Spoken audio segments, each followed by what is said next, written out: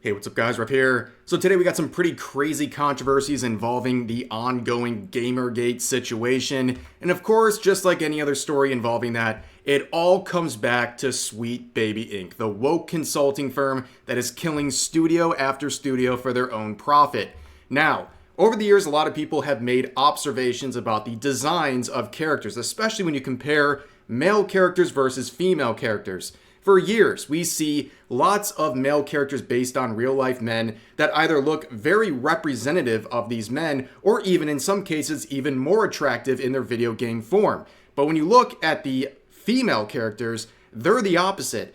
Most of the time, they are a complete downgrade compared to the appearance of the real life female that they are based on. And a lot of people have looked at that and said, this is happening too many times to not be intentional. Like someone is doing this on purpose. They are doing this to these female characters for some sort of a reason. And for years, developers, journalists, and other members of the gaming industry have told those players that you're crazy, that these are hallucinations, that these are wild conspiracy theories by misogynistic chuds and all these things. And well, as it turns out, those gamers and their observations were spot on. So let's go to Del Walker here. Del Walker is a principal game artist. He's worked with Naughty Dog and Rocksteady, and he is someone who has been running defense for companies like Sweet Baby Inc. for a very long time. And his company, when he was at Rocksteady, worked on the Suicide Squad Kill the Justice League game. And of course, Rocksteady is a client for Sweet Baby Inc. And that collaboration was a disaster, costing Warner Bros. Over $200 million. Now, Del had this to say in a recent tweet, quoting this picture right here, saying, "There's been a handful of times I've pitched a black woman character that looks like this. Then after 10 iterations, the concept or model comes out without a speck of the original beauty I pitched." And he would provide another quote demonstrating more details on this, saying, "I'm not talking about mild changes. I'm talking about pose, aura, style, softness, age, flair. I hate giving Gamergate men fuel, but it's very difficult to pitch beautiful or vain black women in games without them coming back like grocery store aunties.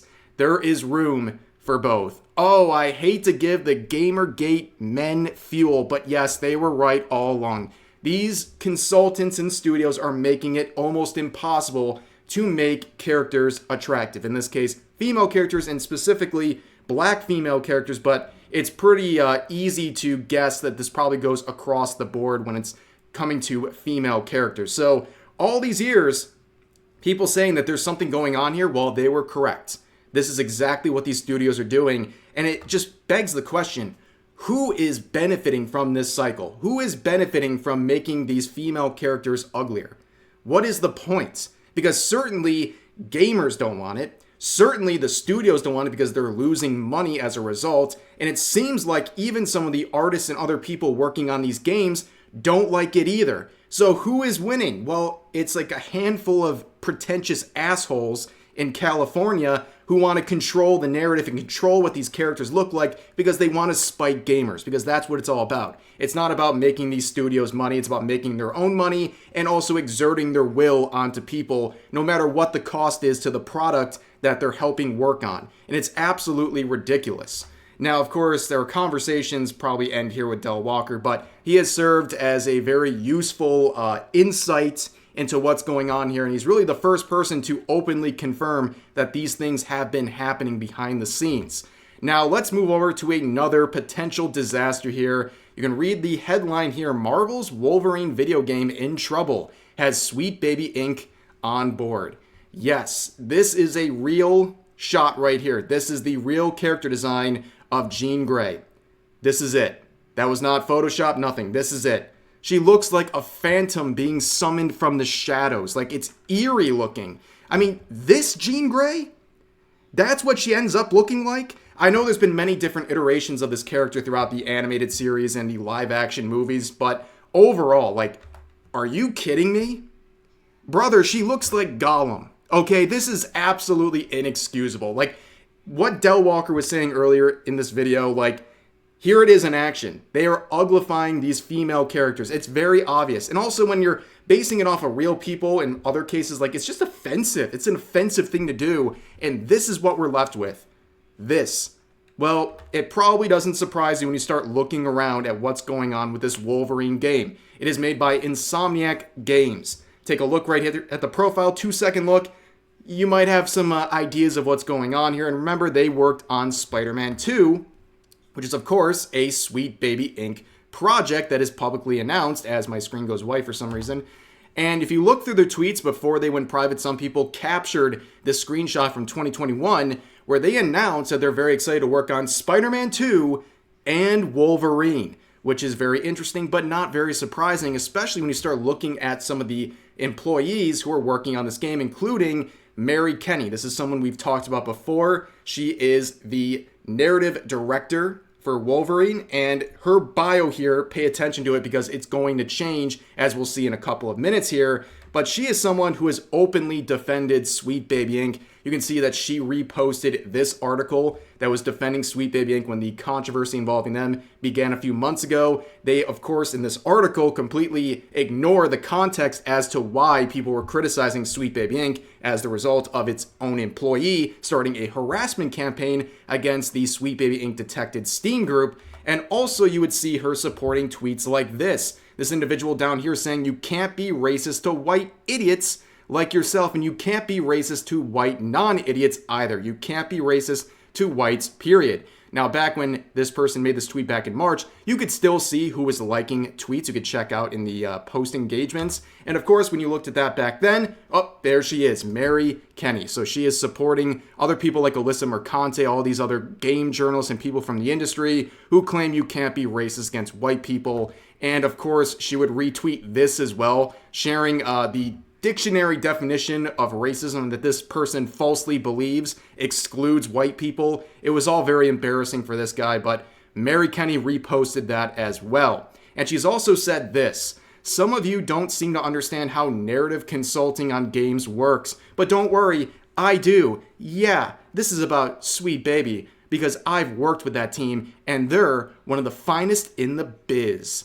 12-part thread. I ain't reading that. I've read enough. I know this is already really stupid, and trying to defend Sweet Baby is a giant mistake, not only for yourself, but also for the companies you're working on, because right now they are a PR nightmare. Nobody wants to support anything that has anything to do with Sweet Baby, and it seems like the results are finally being shown with the Suicide Squad Kill the Justice League flop that people now can point to and say, hey, working with your consulting firm is a really bad idea as a studio. So at the end of the day, money talks, and if they're losing hundreds of millions of dollars in their collaborations with these projects, people are going to look the other way and not hire people like Sweet Baby Inc. anymore. We saw it with Wukong, which was a great choice on the behalf of that developer team, saying no to Sweet Baby. That was the best decision they could have done, both for their own financials and their PR, because people love to see that. They love to see people saying no to woke bullies like Sweet Baby Inc.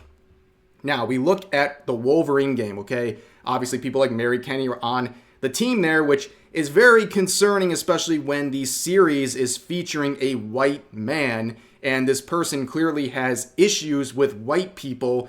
It really aligns for a very difficult situation. Now, you would think if you're on the team for Wolverine here, especially one of the lead writers and narrative directors, you would be proud of being a part of this. Well, as you might notice here, this is the updated bio of Mary Kenny here, and she has removed any mention of Wolverine from her bio and any mention of Sweet Baby. She's gone private a couple times.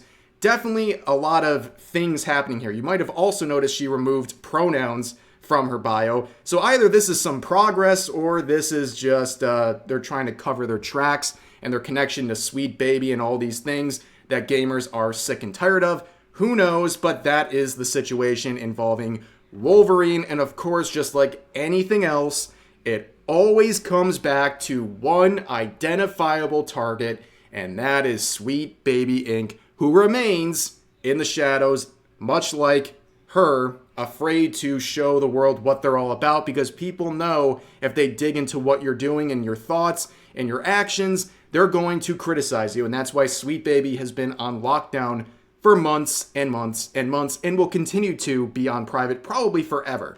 But on some related news, remember how this all started, right? All this controversy and attention on Sweet Baby is the responsibility of their employee, Chris Kindred, who started a harassment campaign against the Steam group Sweet Baby Inc. Detected. Again, just tracking what games they were publicly announcing that they were working on. And that was started by Cabrutus here. And look at this.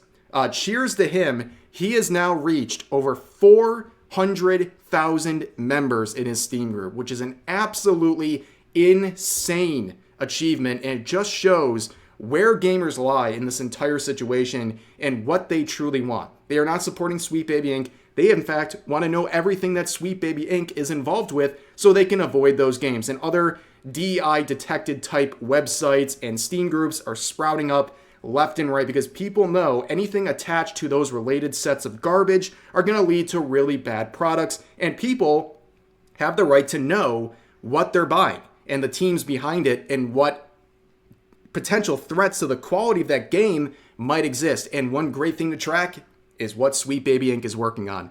But for now, ladies and gentlemen, that's going to do it for this video. I hope you guys enjoyed. As always, feel free to share your thoughts about today's topics in the comment section down below, and I'll see you guys next time.